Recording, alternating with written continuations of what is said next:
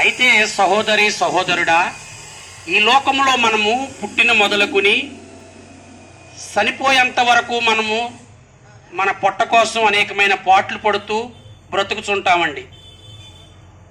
మరి ఈ లోకంలో శాశ్వతంగా ఉంటామంటారా?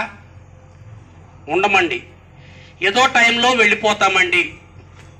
నరుడికి 4 కాలాలండి: బాల్యము, యవ్వనం, వార్తికం, వృద్ధాప్యం. ఏదో టైంలో మనము ఈ భూమిని వదిలిపెట్టి వెళ్ళిపోవాలండి.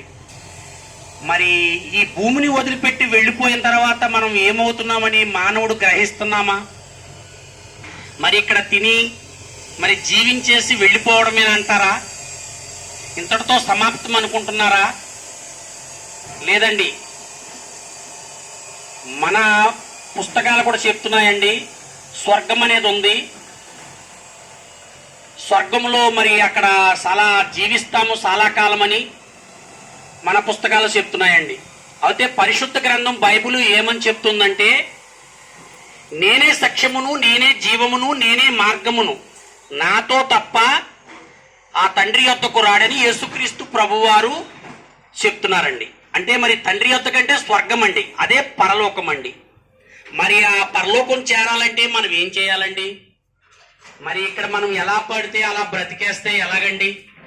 మరి మనం ఇక్కడ తినండి, సంపాదించుకుని మనం ఇక్కడ జీవించేసి వెళ్ళిపోతే ఆ పరలోక రాజ్యం వస్తుందంటారా? ఒక్కసారి ఆలోచించండి ప్రియ సహోదరి సహోదరుడా.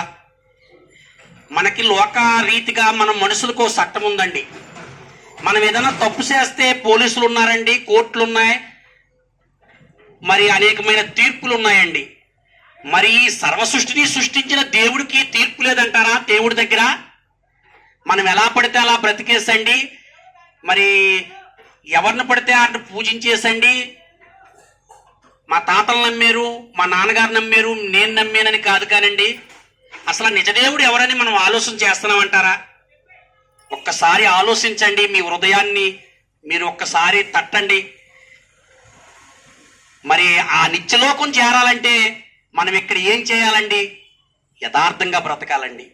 యథార్థంగా బ్రతుకుతూ ఆ నిజమైన దేవుణ్ణి తెలుసుకోవాలండి.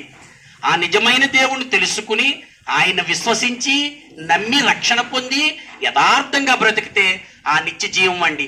ఆ నిత్య జీవంలో సావు పుట్టుకలు ఉండవండి. అక్కడ పెళ్ళిళ్ళు, మరి వ్యాపారాలు, సంపాదించుకోవడాలు ఉండవండి. ఆ నిత్య జీవం శాశ్వతమైందండి. 100 సంవత్సరాలు, 1000 సంవత్సరాలు కాదండి, యుగ యుగాలు ఆ దేవుని రాజ్యంలో మనం శాశ్వతంగా ఉంటామండి. చూడండి, ఒక విత్తనం భూమిలో పడి చచ్చిపోతేనే కానీ మొక్క రాదండి. అలాగే ఈ భూమి మీద మనం ఉండగానే దేవుణ్ణి తెలుసుకుని ఇక్కడ చనిపోయిన తర్వాత ఆ నిత్య జీవం అండి.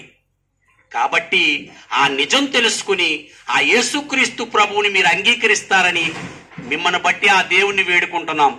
ఆమేన్, ఆమేన్, ఆమేన్. పరలోకమందు